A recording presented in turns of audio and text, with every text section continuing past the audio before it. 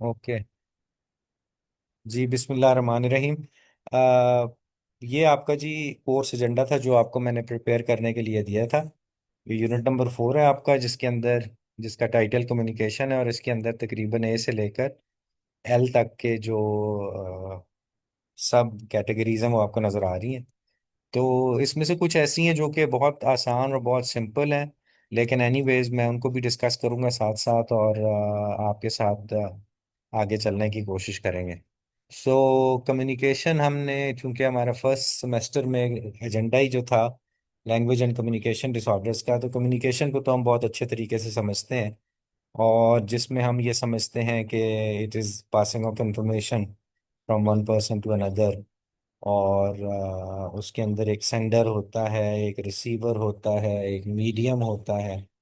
So communication की importance का जिक्र किया जाए तो कम्युनिकेशन एक ऐसा ह्यूमनिस्टिक और नॉन ह्यूमनिस्टिक बिहेवियर, जो हमने एनिमल और ह्यूमन कम्युनिकेशन में फ़र्क पड़ा था, ये दोनों में कम्युनिकेशन का एलिमेंट है जिसके ज़रिए वो अपनी नीड्स और डिज़ायर्स दूसरों को बताते हैं। तो इसमें मैं ज़्यादा डिटेल में नहीं जाना चाहता, because this is something very simple for you at this point of time. दूसरा था types of communication. Types of communication में अगर आपको याद हो तो हमने जिक्र किया था verbal communication, non verbal communication, written communication, gestures, bodily movements, drawing. ये सारी की सारी कम्युनिकेशंस हैं। कुछ कम्युनिकेशंस जो हैं वो ज़्यादा कन्वीनियंट हैं। What communications are more convenient आपके ख्याल में?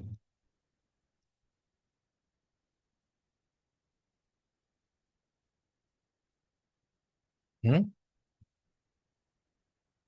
आपके ख्याल में कौन सी कम्युनिकेशन का स्टाइल सबसे आसान होता है? जो स्पीकिंग हम लोग करते हैं, बोल के हम सर बताते हैं। Verbal. Speech. Speech is the most convenient form of communication, लेकिन प्रॉब्लम यह है कि स्पीच लर्न करना जो है वो इतना इजी नहीं है, और सर खास जेस्टर भी हो सकते हैं ना, जैसे हम थम्स अप कर देते हैं या फिर। जेस्चर्स भी हैं। जेस्चर्स भी हैं, नॉन वर्बल बिहेवियर्स और बहुत सारे हैं।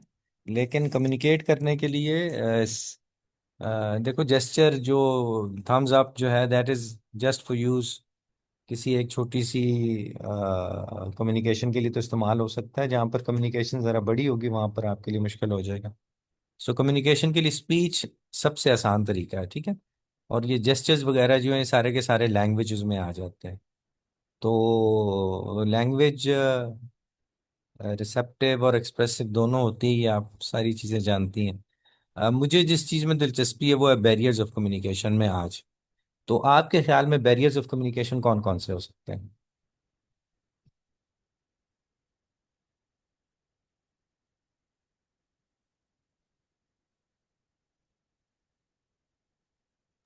Sir language differences.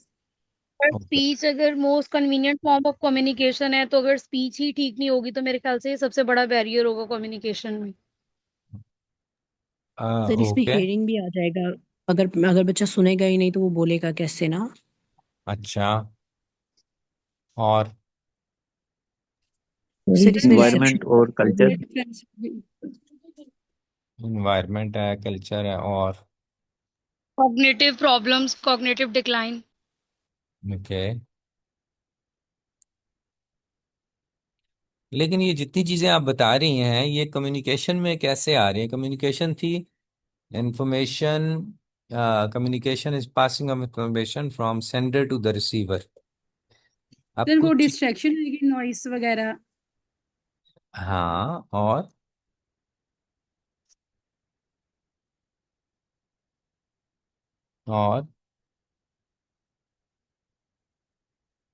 फिर मतलब वो हमने पढ़ा था जिसमें सेंडर और रिसीवर के दरमियान बैरियर आता है। साउंड का हो सकता है, इन्वायरमेंट फैक्टर आ सकते हैं उसमें।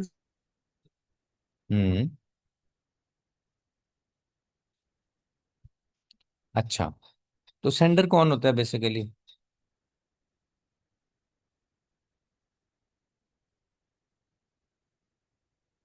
जो अपना मैसेज कन्वे करना चाहता है।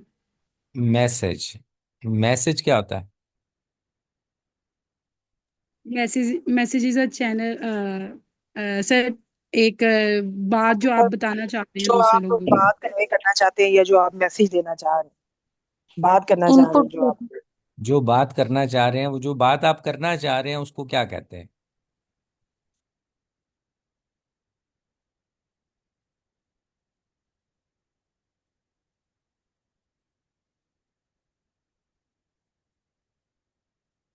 That is called idea.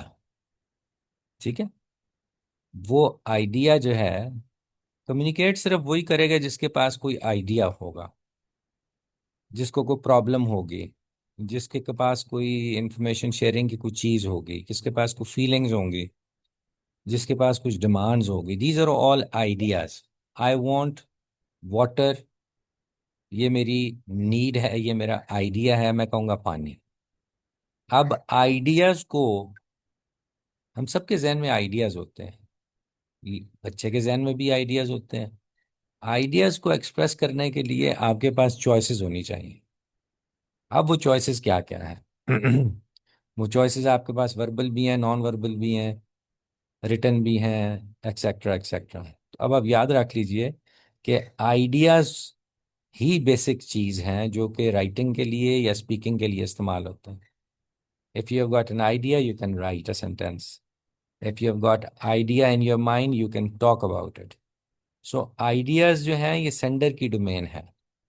Sender जो है वो अपने आइडियाज को प्रेजेंट करता है in the form of speech, in the form of gestures, in the form of writing.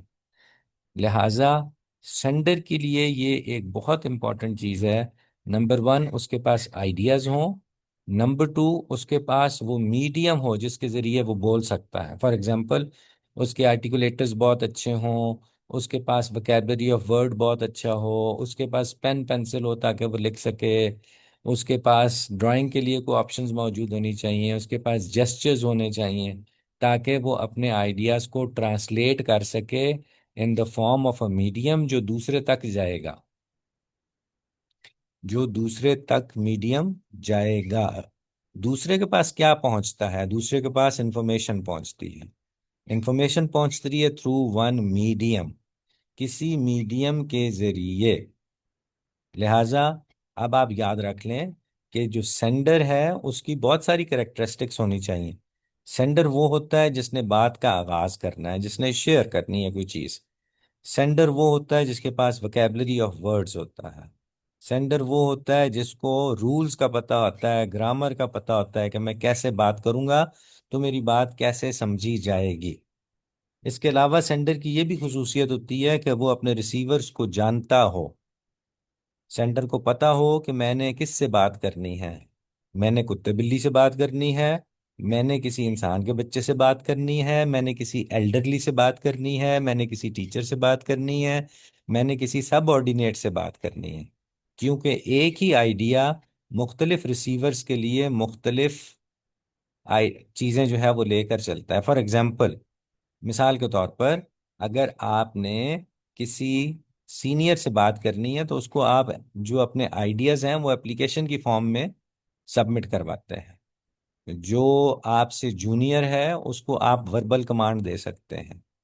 जो आपके साथ एज फेलोज हैं उनके साथ आप बॉडी जेस्चर्स के जरिए भी अपनी बातें करवा सकते हैं, आंखों के इशारे से बात कर सकते हैं। तो इसका मतलब ये हुआ कि सेंडर के लिए ये लाजिम है कि नंबर वन, वो उसके पास आइडियाज हों। ये आप लोग नोट्स लेते हैं ना बेटे, नोट्स ले लिया करें, बिकॉज ये ऐसी चीजें हैं कि जो आपके पेपर अटेम्प्ट करने में आपकी मदद करेंगी।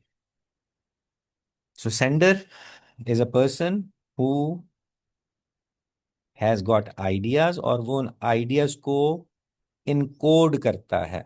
सो भी आप सुन रही हैं ना, इनकोड करना, इनकोड करना, कोडिंग करना।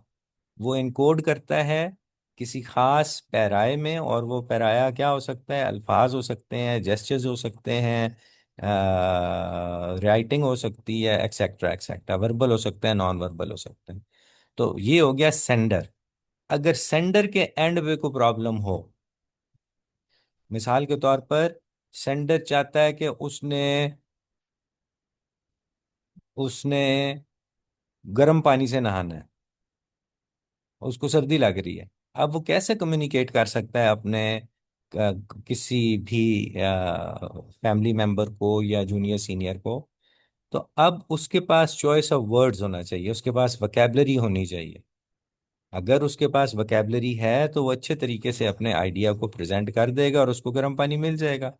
लेकिन अगर उसके पास ये चॉइस ऑफ वर्ड्स ना हो या वो अपनी बात ना कर सकता हो तो उसका मैसेज पास अक्रॉस नहीं होगा। जब पास अक्रॉस नहीं होगा तो कम्युनिकेशन नहीं होगी, कम्युनिकेशन नहीं होगी तो अगली चीज क्या, फ्रस्ट्रेशन होगी, एंगर होगा, रिजेंटमेंट होगी, और उसके नतीजे में बिहेवियरल इश्यूज हो सकते हैं। हमारे कोर्स का नाम क्या है, कम्युनिकेशन एंड बिहेवियर डिसऑर्डर्स। तो अगर एक कम्युनिकेटर के पास, अगर एक सेंडर के पास ये सारी खसूसियात नहीं हैं, यानी कि वोकैबलरी नहीं है, उसकी अच्छी आर्टिकुलेशन नहीं है, उसका अच्छा वॉल्यूम नहीं है, उसको अल्फाज का सिंटेक्स के बारे में नहीं पता है, और वो अपने रिसीवर्स को नहीं जानता, तो फिर तो उसकी कम्युनिकेशन अच्छी नहीं होगी, फुल स्टॉप। और फिर उस बच्चे को वो सारे वो सारे नुकसानात हो सकते हैं जो कि हमने पीछे CBD में पढ़े थे, कि यानी कि उसको साइकोलॉजिकल इश्यूज हो सकते हैं, उसको बिहेवियरल इश्यूज हो सकते हैं, उसको सोशल इश्यूज हो सकते हैं, उसको इमोशनल इश्यूज हो सकते हैं। अच्छा, ये तो हो गया सेंडर के एंड पे। हम क्या बात कर रहे हैं वैसे, आमना और आयशा, बता सकती हो मैं किस चीज के बारे में बात कर रहा हूँ? बिस्मा,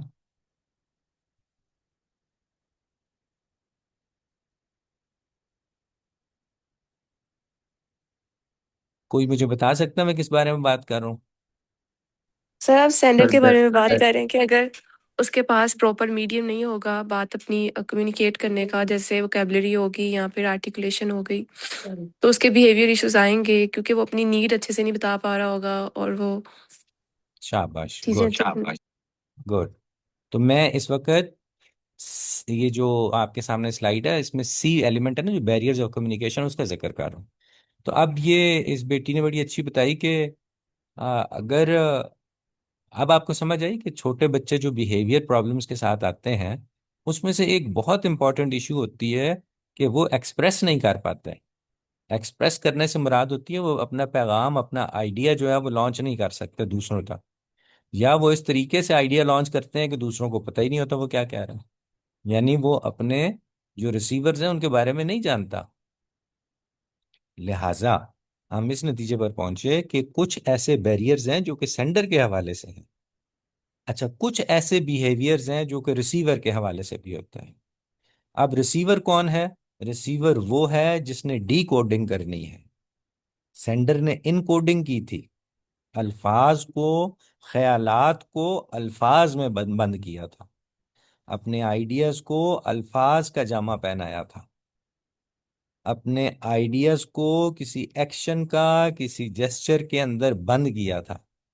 और रिसीवर उसके बिल्कुल बरक्स काम करता है।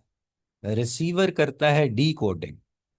वो डी कोड करता है। क्या डी कोड करता है? वो जो लफ्ज उसने सुना उसमें से मतलब निकालता है, वो जो जेस्चर उसने देखा उसमें से मतलब निकालता है। ठीक है। लिहाजा बाज औकात जो रिसीवर्स हैं उनके अंदर प्रॉब्लम होती है कि वो डी कोड नहीं कर सकते। मिसाल के तौर पर, आमना ने कहा आई वॉन्ट एप्पल, लेकिन जो सुनने वाला था, जो रिसीविंग एंड पे था, उसके तो कान ही नहीं थे, उसके तो कान खराब थे, उसने सुना ही नहीं आपने कि क्या इनकोड किया आपने। लिहाजा वो डी कोड नहीं कर पाएगा। जब वो डी कोड नहीं कर पाएगा तो आमना को गुस्सा आएगा। अब ये गुस्सा क्यों आया आमना को? Because there is a communication gap. और आमना ने इस बात का ख्याल नहीं रखा कि मेरा रिसीवर तो डेफ है, मैं बोल क्यों रही हूँ इसके साथ, मैं इसको इशारा क्यों नहीं कर रही। लिहाजा in order to address the anxiety, the frustration on the part of Amna, she has to learn how to encode according to the need of the receiver. Receiver को कौन कौन से प्रॉब्लम्स हो सकते हैं? रिसीवर को सबसे पहला प्रॉब्लम जो है सेंसरी प्रॉब्लम हो सकते हैं, जैसे कि हेयरिंग का प्रॉब्लम हमने बताया। रिसीवर को विजन के प्रॉब्लम हो सकते हैं। फॉर एग्जाम्पल, एक रिसीवर है, उसको आपने लिख के दे दिया, अब वो बेचारे को नजर ही नहीं आता उसने क्या तुम्हारा मैसेज जो है वो डी कोड करना है, नहीं कर पाएगा। बिल्कुल इसी तरीके से उसके पास इंटेलेक्चुअल कैपेसिटी कम है, उसके पास वोकेबलरी ऑफ वर्ड्स कम है, उसका आईक्यू कम है। ठीक है। तो अब इस सूरत हाल में क्या हुआ कि इन तमाम वजूहात की वजह से आपका रिसीवर जो है वो उसको डीकोड नहीं कर पाएगा। जो सेंडर है उसने इनकोड करना है, रिसीवर ने डीकोड करना है। अगर इन दोनों के दरमियान एक हमआहंगी है तो बेहतरीन हो जाएगा, अदरवाइज ये कम्युनिकेशन नहीं होएगी। जवेरिया क्या कह रही बेटे? सर अगर इंफॉर्मेशन ओवरलोड हो जाए तब भी रिसीवर मैसेज नहीं सुन सकेगा वेरी गुड, इजीली। शाबाश। तो ये किसकी स्किल हुई? सॉरी सर, आपकी आवाज नहीं आ रही। ये किसकी स्किल के अंदर देखोगी इस मसले को? सर अगर थेरेपिस्ट ज्यादा मतलब वर्ड्स बच्चे को सिखाने की कोशिश करे तो इंफॉर्मेशन ओवरलोड हो जाएगी। Sender, sender. तो ये सेंडर का काम था ना। तो ये सेंडर के एंड पे ओके। इशू हो रहा है। नतीजा क्या निकला? नतीजा ये निकला कि कम्युनिकेशन ना हुई, कम्युनिकेशन ना हुई तो frustration, behaviour problems, anxiety, depression, etcetera etcetera etcetera. ठीक है। तो हमने ये देखा कि रिसीवर बहुत इंपॉर्टेंट है और सेंडर बहुत इंपॉर्टेंट है। Sender encode, receiver D code. Sender अगर अच्छा इनकोड करेगा, रिसीवर अच्छा डी कोड करेगा। सेंडर अगर जानता है रिसीवर के बारे में, वो ज्यादा अच्छा इनकोड करेगा उसकी जरूरत के मुताबिक। देखो ना, मकसद क्या है? मकसद सिर्फ ये है कि मेरा आइडिया जो है, जो मेरे जहन में है, वो आप तक पहुंच जाए। वो तभी पहुंचेगा जब मैं उसको इस तरीके से प्रेजेंट करूंगा कि हर सुनने वाला उसकी बात को अपने अपने तौर पर इंटरप्रेट कर सके। लेकिन मसला ये है कि ये जितने रिसीवर्स होते हैं, बाजुकात एक रिसीवर होता है, जैसे अब आपकी क्लास में बहुत सारे रिसीवर्स हैं। अब मैं क्या करूं? अब मैं क्या करूं कि मेरी बात जो है वो सब तक पहुंच जाए? किसी की लैंग्वेज अच्छी है, किसी की पुअर है, किसी को हेयरिंग का प्रॉब्लम है, किसी को अटेंशन का प्रॉब्लम है, कोई अपना बिजी है अपनी डेली लाइफ के अंदर। तो मैं क्या करूं? तो मुझे आप सबको जहन में रख के उर्दू में, इंग्लिश में, डेली लाइफ एक्सपीरियंस के साथ, स्पीच के साथ, थेरेपी के साथ मुझे इन तमाम चीज़ों को रिलेट करना पड़ेगा, ताकि सबको मेरी बात जो है वो समझ आ जाएगी। मैं अपने लेक्चर में इंग्लिश भी डालूंगा, उर्दू भी डालूंगा, so that everybody can benefit out of it. तो ये सेंडर की खुसूसियत है कि सेंडर क्या करता है? इनकोड करता है to the need of the listen, to the need of the listener. जैसे एक शायर है। अब आप लोग भी तो शेर कहते हैं ना। अब वो जो आप शेर कहते हैं या जो कहानी लिखते हैं, आप सबसे पहले आपके जहन में होती है ऑडियंस। फॉर एग्जाम्पल, आप लिखना चाहते हैं कहानी टीपू सुल्तान की। अब टीपू सुल्तान की जो कहानी आप लिख रहे हैं वो किसके लिए लिख रहे हैं? कौन सी ऑडियंस के लिख रही हैं? बच्चों के लिए लिख रहे हैं तो उसकी तरतीब कुछ और होगी। बड़ों के लिए लिख रहे हैं तो कुछ और होगी। उससे बड़ों के लिए लिख रहे हैं तो कुछ और होगी। सियासत के लिए लिख रहे हैं तो कुछ और होगी। सो यू अंडरस्टैंड, ये आपको अब भी बात समझ आ जानी चाहिए कि इवन राइटर्स जो हैं वो भी इनकोड करते हैं। जो किताब नवीस है, जो शायर है, जो बोलने वाला है, ये सारे सेंडर्स हैं to the need of the listeners. बच्चों की किताबें और हैं, बड़ों की किताबें और हैं, फलसफे की किताबें और हैं, एनाटमी की किताबें और हैं, फिजियोलॉजी की किताबें और हैं। बिकॉज हर एक की ज़रूरत कुछ और है। लिहाजा सेंडर और रिसीवर में एक बहुत खूबसूरत अंडरस्टैंडिंग होनी चाहिए, so that they are able to communicate. अब दरमियान में एक और चीज आ जाती है, और वो चीज आ जाती है medium. Now, what is a medium? Medium is the cart. Medium एक ऐसी सवारी है। मीडियम एक ऐसा तरीका कार है जिसको यूटिलाइज करते हुए सेंडर जो है वो रिसीवर तक इंफॉर्मेशन भेजेगा। ये अगेन किस चीज पे इसका डिपेंड होगा? इसका डिपेंड होगा वोकेबलरी पे, इसका डिपेंडेंट होगा लैंग्वेज के ऊपर, ये डिपेंड करेगी जेस्चर्स के ऊपर। वर्बल, नॉन वर्बल मीडियम्स हुआ करते हैं। मिसाल के तौर पर, मिसाल के तौर पर अगर मेरा और आपके दरमियान लैंग्वेज का कोई बैरियर नहीं है, लेकिन since we are sitting online, तो इस वक्त मेरा मीडियम जो है वो लैंग्वेज के साथ साथ कुछ एनवायरमेंटल फैक्टर्स पर भी है। जैसे कि मैंने आपसे कहा जी पंखा आस्ता कर दूं, दैट वाज वन थिंग। बार बार मैं आपसे पूछता हूँ, आपको मेरी समझ आ रही है? I am trying to work on the medium. तीसरे नंबर पे मैं आपसे इंटरेक्ट करने की कोशिश करता हूँ थ्रू अदर नॉन वर्बल। अभी किसी बच्ची ने हाथ खड़ा किया था, that was one information to me कि यार मेरे रिसीवर्स मेरी बात सुन रहे हैं। लास्ट क्लास में क्या हुआ था कि सेंडर वाज देयर, वो अपना मीडियम भी इस्तेमाल कर रहा था, लेकिन रिसीविंग एंड से कोई जवाब नहीं मिल रहा था। तो नतीजा क्या निकला? आई गॉट फ्रस्ट्रेटेड, मुझे बुरा लगा, मुझे गुस्सा आया। तो वही कम्युनिकेशन फेलियर जो है वो बजाय ये कि कोई अच्छा एक्सपीरियंस हमारे लिए कॉज करता, रिसीविंग एंड की तरफ से जब जवाब नहीं मिला तो कम्युनिकेशन जो थी इट लुक्ड फेल्ड। ऐसा लगा कि हमारी कम्युनिकेशन फेल हो गई, पूरी की पूरी एफर्ट जो थी वो जाया हो गई। लिहाजा these are communication problems. So medium भी बहुत इंपॉर्टेंट है। डिस्ट्रैक्शंस हैं, एनवायरनमेंट के अंदर शोर है, बच्चों की अटेंशन नहीं है, जो सेटिंग है जिसमें आप लोग बात कर रहे हैं उसके अंदर कोई इश्यूज हैं, या रिसीवर जो है वो मुंह में उसने पान डाला हुआ है और वो बात कर रहा है, सेंडर जो है मुंह में पान डाल के बात कर रहा है, या जो रिसीविंग एंड पे हैं वो खाना भी खा रहे हैं साथ साथ। तो ये सारी की सारी चीजें हमारे जो इंस्ट्रक्शनल मीडियम है उसको असरअंदाज करते हैं, और एज अ रिजल्ट ये हमारी कम्युनिकेशन को अफेक्ट करते हैं। आई वुड लाइक कि अब आप इस चीज को सम अप कर दें मेरे लिए। प्लीज रेज योर हैंड्स जो करना चाहता है।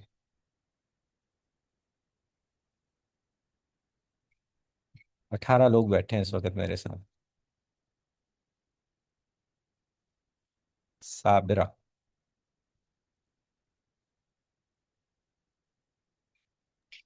सर हम लोगों ने इसमें पहले तीन चीजें पढ़ी। हमने सेंटर पढ़ा है, एक मीडियम पढ़ा है और एक रिसीवर पढ़ा है। और उसके अंदर हमने कहा है कि सेंटर वो पर्सन होगा जो कन्वे करेगा अपना कोई आइडिया। तो वो हम लोग इस प्रोसेस को कहेंगे कि वो एनकोड कर रहा है। अब उसके लिए उसके पास चीजें होंगी, चॉइस ऑफ वर्ड्स होगी जिसको हम लोग वोकेबलरी भी कहेंगे। अगर उसके पास प्रॉपर चॉइस ऑफ वर्ड्स नहीं होंगी, वोकेबलरी नीड्स को कम्युनिकेट नहीं कर सकेगा, तो वो फ्रस्ट्रेट होगा और इसी तरह उसको बिहेवियर प्रॉब्लम। इसी तरह हम लोगों ने कहा है कि अगर रिसीवर जो है वो सेकंड हैंड के ऊपर है, वो डिकोड करेगा। वो finding meanings of words that he listen, जो वो चीजें सुनेगा वो उसके अंदर से मीनिंग तलाश करेगा।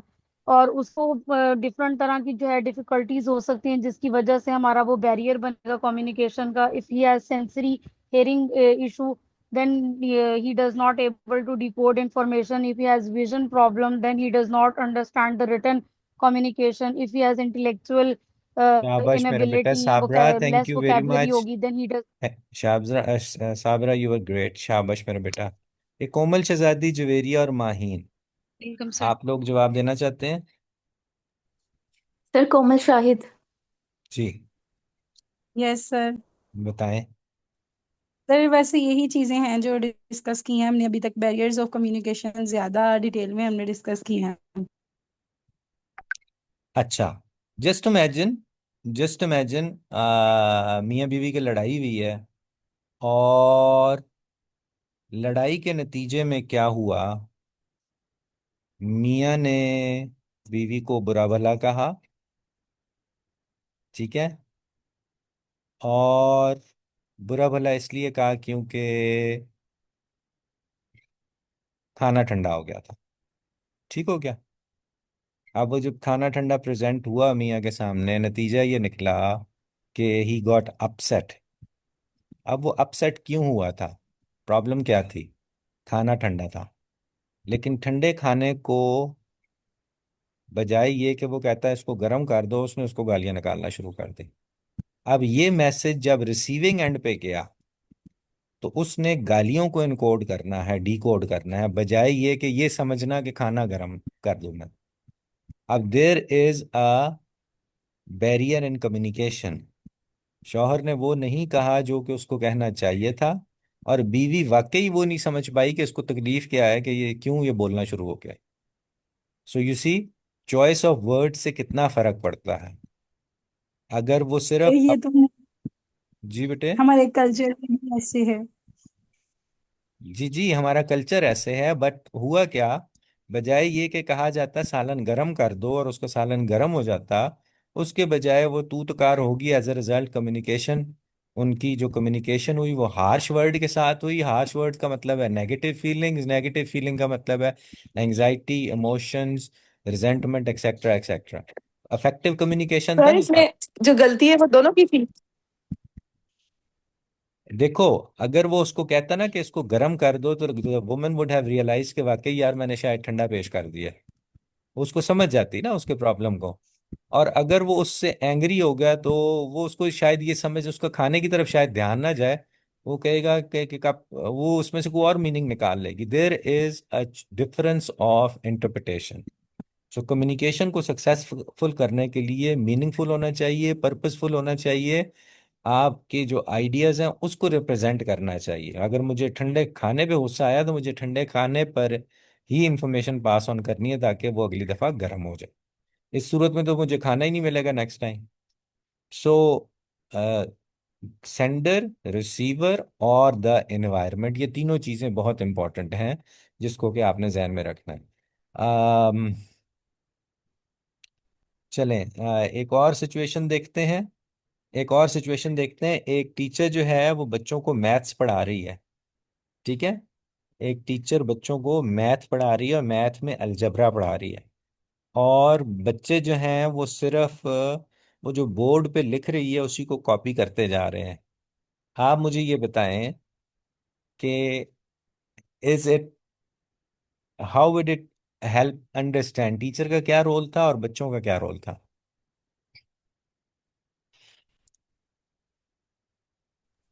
सर टीचर का रोल है कि वो साथ में एक्सप्लेन भी करें, और बच्चों हाँ। का है कि वो समझ के तो फिर उसे लिखें। तो तब उनका वो बैरियर खत्म होगा और उन्हें ज्यादा अच्छे से समझ आएगी, मीन्स क्लैरिटी होगी। तो सिबगा, बच्चे क्वेश्चनिंग भी करें। अच्छा सिबगा और कोमल, बात यह है कि जब टीचर का काम ये नहीं था कि वो अलजबरा कराए, टीचर का काम था अलजबरा समझाए। अलजबरा समझने की चीज है, हम्म। करने की चीज नहीं है। सो अगर टीचर ने बोर्ड पर लिखा और एक्सप्लेन नहीं किया तो नतीजा क्या निकलेगा? नतीजा ये निकलेगा बच्चे कॉपी पे तो उसको कॉपी कर लेंगे, लेकिन अल्टीमेटली उन्हें मैथ्स जो है वो पसंद नहीं आएगा। अल्टीमेटली उन्हें अलजबरा में इंटरेस्ट खत्म हो जाएगा। अल्टीमेटली उनके ग्रेड्स कम आएंगे। रिजल्ट क्या हुआ, नतीजा क्या निकला कि जिस तरीके से टीचर ने कम्युनिकेट करना था या एजुकेट करना था उसने उस मीडियम का पूरा सहारा नहीं लिया। लिहाजा बिल्कुल इसी तरीके से बाज औकात टीचर्स जो है ना वो अलजबरा कराते कराते पूरे का पूरा बोर्ड ही भर देते हैं। अब जब पूरे का पूरा हम्म। बोर्ड भर दिया जाएगा बच्चों को समझ नहीं आता कि इसको कहाँ से मैं कहाँ पे लिख रहा था, क्या लिख रहा था, वगैरह वगैरह वगैरह। नतीजा यह निकलता है देयर इज अ मिसकम्युनिकेशन। वही अगर टीचर अपने बोर्ड को पर्पसफुली, एक्टिवली उसके सेक्शंस बना के यूज करता तो that could have been a better communication to teach algebra, और बच्चा ज्यादा अच्छे तरीके से बेनिफिट कर सकता था। ठीक है। सो दिस मीन्स के, लेकिन जी, स्टूडेंट्स ने भी तो अपना मैसेज कन्वे नहीं किया ना टीचर तक कि मैम हमें ऐसे समझ नहीं आ रही, आप ये वाला एक तरीका कर लें। हम ये अगेन सिर्फ कॉपी पेस्ट। अगेन यहाँ पर टीचर का रोल था कि he should have been questioning students. ये टीचर हम्म। सेंडर है ना। सेंडर को, ये जी। सेंडर ने अपनी इंफॉर्मेशन भेजनी है। सेंडर ने अपनी इंफॉर्मेशन भेजने के तरीकाकार को बदलाना होता है एज पर द रिसीवर। वो बार बार अपने स्टूडेंट से फॉर्मेटिव असेसमेंट करेगा, तुम्हें समझ आ रही है, तुम्हें समझ नहीं आ रही, अच्छा बताओ ये क्या लिखा है, ये क्या लिखा है, या अब क्या होगा। ये सिर्फ उस सूरत में करेगा कि ताकि वो बेटर अंडरस्टैंड करे कि वो कितना कम्युनिकेट कर रहा है या कितनी बात उसकी ग्रैस्प की जा रही है। अगेन ये टीचर की रिस्पॉन्सिबिलिटी होती है कि वो खुद आइडेंटिफाई करे कि स्टूडेंट को कितना समझ आ रहा है। Teacher is the in charge of the classroom. Students can not say or tell के जी हमें समझ नहीं आ रही है। टीचर की अपनी एबिलिटी होती है कि वो स्टूडेंट को एड्रेस करे, उनकी नीड्स को, हर इंडिविजुअल स्टूडेंट्स को मैचअप करने की कोशिश करे। ठीक है। और अगर जस्ट इमेजिन एक जो मार्कर इस्तेमाल किया जा रहा है वो डल हो गया, वो ये डिम हो गया, नतीजा क्या निकलेगा? कम्युनिकेशन के ऊपर फर्क पड़ेगा। पंखों का शोर बहुत ज्यादा है, टीचर की कारकर्दगी पर फर्क पड़ेगा। बच्चों की तादाद ज्यादा है, क्लास में अंधेरा है, शोर बहुत ज्यादा है, डिस्ट्रैक्शन बहुत ज्यादा है, एक्सेट्रा। ये सारे के सारे फैक्टर्स जो हैं ये बेसिकली कम्युनिकेशन पे इफेक्ट डालेंगे, जिसकी वजह से वो अलजेब्रा सही तरीके से नहीं पढ़ा सकेगा। अब आप ये देख लो कि चाहे मैं मजहब की तबलीग कर रहा हूँ, चाहे मैं मैथ पढ़ा रहा हूँ, चाहे मैं इंग्लिश पढ़ा रहा हूँ, what ever I am teaching, इसका ताल्लुक अच्छी कम्युनिकेशन एनवायरनमेंट के साथ है। बेटर कम्युनिकेशन, इसीलिए तो आप क्लासरूम को ऑर्गेनाइज करते हैं। नहीं तो हम दरख्तों के नीचे बैठ के भी पढ़ सकते थे, लेकिन हमने बाउंड्रीज तय कर ली ताकि हमारा एनवायरनमेंट बेहतर हो जाए। हमारी क्लास में माइक सिस्टम आ गया, टीचर थक ना जाए। हमारी क्लास के अंदर चेयर्स ऐसी आ गई जिनके ऊपर आप कंफर्टेबली बैठ सकते हैं। हमारे प्रोजेक्टर्स आ गए, एक्स वाई जेड, ये सारी की सारी चीज़ें कम्युनिकेशन को बेहतर करने के लिए। सो कम्युनिकेशन ये तो हो गई एकेडमिक कम्युनिकेशन। अब जब आप इसको डे टू डे लाइफ में जिक्र करते हैं, तो चाहे वो छोटा बच्चा है चाहे वो बड़ा बच्चा है, जब वो अपने पीयर्स के साथ, अपने अटेंडेंट्स के साथ कम्युनिकेट करेगा, नतीजा ये निकलेगा कि how successful he has been in expressing him. अब जब हम कहते हैं जी, बच्चा कहता है मम्मा दूदू, तो बच्चे ने तो कह दिया मम्मा दूदू। अब इस सूरत हाल में the parent has to model the child. जी बेटे ने, मेरे बेटे ने दूध पीना है, दूध पियोगे, मजे का दूध है, एक्सेट्रा एक्सेट्रा। अब ये उसको न सिर्फ ये कि रिसीवर है, बल्कि उसको इनडायरेक्टली केयर गिवर के तौर पर उसको एजुकेट भी कर रहा है कि अगली दफा वो इससे बेहतर सेंटेंस जो है वो कॉइन कर सके। तो ये टू वे प्रोसेस है, कम्युनिकेशन जो है वो टू वे, वन वे नहीं होता। इसीलिए आप याद रखें कि जब आपसे सवाल किए जाते हैं क्लासरूम के अंदर, तो अगर ये कम्युनिकेशन टू वे नहीं है और वन वे है, तो न सिर्फ, अच्छा जस्ट इमेजिन मैं आपको पढ़ा के चला जाऊं, ठीक है, और आपके जहनों में कंफ्यूजन्स रह जाएं और मैं आपको पूछूं ही ना कि आपको क्या समझ आई है, तो आपका इंटरेस्ट क्लास में से खत्म होता चला जाएगा। आप भी इसको ऑन जी। करके और गायब हो जाएंगे। द प्रॉब्लम इज कम्युनिकेशन के अंदर बैरियर्स नहीं होना चाहिए। खैर एनीवेज, इसको आप देखें, नेट के ऊपर देखें, ये इंपॉर्टेंट क्वेश्चन है। ये बहुत इंपॉर्टेंट क्वेश्चन है when it comes to behaviour and communication. Behaviours में से एक बिहेवियर कम्युनिकेशन होता है, और अगर वो कम्युनिकेशन इफेक्ट ना हो तो यकीन जाने इट्स नॉट वेरी गुड। ये जो रिपोर्ट्स दी जाती हैं, आपको यह पता है, ये डॉक्टर कहता है ये रिपोर्ट ले जाएं जी, आप ये रिपोर्ट ले जाएं, ये रिपोर्ट है, ये क्यों होता है? ये सिर्फ इसलिए होता है ताकि कम्युनिकेशन इफेक्टिव रहे। वो रिपोर्ट आपके लिए नहीं होती, वो रिपोर्ट दूसरे प्रोफेशनल के लिए होती है। मिसाल के तौर पर आपको एमआरआई रिपोर्ट मैंने दे दी है, वो एमआरआई रिपोर्ट आपके लिए नहीं है भाई। वो एमआरआई रिपोर्ट उस बंदे के लिए जिसके पास आप जाएंगे, वो उसको पढ़ेगा। वो उसके अंदर बिल्कुल साफ सिंपल वर्ड्स में लिखा होता है। आप तो रिपोर्ट खोल के देखते रहते हैं, आपको कुछ समझ नहीं आती। उसकी वजह क्या है? उसकी वजह यह है कि वो रिपोर्ट आपके लिए बनाई नहीं गई, वो रिपोर्ट बनाई गई है दूसरे प्रोफेशनल के लिए जिसके पास वो लैंग्वेज है, जिसके पास वो वोकेबलरी है। लिहाजा अगर यहाँ पर ये जो रिपोर्ट आपके हाथ में, इससे आपका कोई ताल्लुक नहीं है। ये तो you are just a carrier, कि आप एक बंदे, एक प्रोफेशनल से रिपोर्ट लेकर दूसरे वाले को दे देते हैं। लेकिन वो इस तरीके से लिखी जाती है, उसका एक स्टैंडर्ड होता है जिसमें सिमिलर वोकेबलरी होती है और एक दूसरे को इन्फॉर्मेशन पास क्रॉस की जाती है। सो ये कुछ कम्युनिकेशन के स्टाइल्स हैं जिसको आप इसके अलावा जो है, हेयरिंग वर्सेस लिसनिंग में छोटी सी बात कर लूँ before the class moves out. Hearing और लिसनिंग में बड़ा इंपॉर्टेंट फर्क है। Active listening is what is required. Hearing का मकसद बिल्कुल भी हेयरिंग नहीं है। हेयरिंग और लिसनिंग में इतना फर्क है कि आप में से कुछ बच्चे मुझे, some of you are hearing and some of you are listening. Listening means hearing with interpretation. अगर आप सुन रहे हैं समझकर, तो फिर आप लिसनिंग कर रहे हैं। ज्यादातर थ्रू आउट द डे हम लोग हेयरिंग करते हैं, लिसनिंग हम अटेंटिव होकर करते हैं। फॉर अटेंटिव लिसनिंग, गौर से सुनो मेरी बात, ध्यान से सुनो मेरी बात। तुम सुन नहीं रहे मेरे बात। जब आप किसी को कहते हैं तुम सुन नहीं रहे मेरी बात, इसका मतलब क्या हुआ कि he is not deaf, he was hearing but he was not listening. So at the अभी इस वक्त भी आप अगर गौर से देखें, तो जब मैं आपसे मुखातिब हूं, तो you are hearing lots of sounds, आपके इर्द गिर्द दाएं बाएं से बहुत सारी आवाजें आ रही हैं, but you are not listening to them, you are listening to me. तो इसका मतलब ये हुआ कि हेयरिंग तो बहुत ब्रॉड है, लेकिन हेयरिंग का जो एसेंस है वो लिसनिंग है। हेयरिंग करना कमाल नहीं है, लिसनिंग करना कमाल है। यही वजह है कि हम जब हेयरिंग एड लगा देते हैं बच्चों को, the child starts hearing, but उसको लिसन कराने के लिए आपको काम करना पड़ेगा, ऑडिटरी ट्रेनिंग करनी पड़ेगी। हेयरिंग और लिसनिंग में बड़ा फर्क है। बच्चे को हेयरिंग एड लगाने से बच्चा बोलना नहीं शुरू करता जब तक कि आप उसके अंदर लिसनिंग एबिलिटीज पैदा ना कर दें। कॉकलियर इम्प्लांट लगाने से सारे बच्चे हेयरिंग करना शुरू कर देते हैं, but they are not listening. There is a difference between hearing and listening. तो आपकी जो थेरेपी है, जो कि ऑडिटरी थेरेपी जिसको बोला जाता है, उसके अंदर बहुत सारे फैक्टर्स हैं। ऑडिटरी अटेंशन है, ऑडिटरी मेमोरी है। इन सब को जब आप रेगुलेट करते हैं तो आपके अंदर लिसनिंग पैदा होती है। हेयरिंग और listening are two different components of communication. Hearing करना, लिसनिंग हो नहीं सकता अगर आप अटेंटिव ना हो। लिसनिंग हो नहीं सकता अगर आपका इंटरेस्ट ना हो। लिसनिंग हो नहीं सकता अगर आप you are motivated for it. Listening इतनी खूबसूरत चीज है बेटे, विदाउट मोटिवेशन आप लिसन नहीं कर पाते। विदाउट इंटरेस्ट आप लिसन नहीं कर पाते। आप जरा गौर करो कि रिसीवर के एंड पर मोटिवेशन पैदा करना, रिसीवर के एंड पे उनको काउंसल करना, रिसीवर का इंटरेस्ट पैदा करना, ये सेंडर का काम था। सो मैं अपनी बात का आगाज दोबारा करूंगा। अगर ये बंद हो जाती है बात, आई वुड लाइक कि आप इसको थोड़ा सा पढ़ें और मेरे से डिस्कस करें as we join back in 5 minutes। So please be responsive so that I know I am being listened. Okay sir. Bye. अल्लाह हाफिज।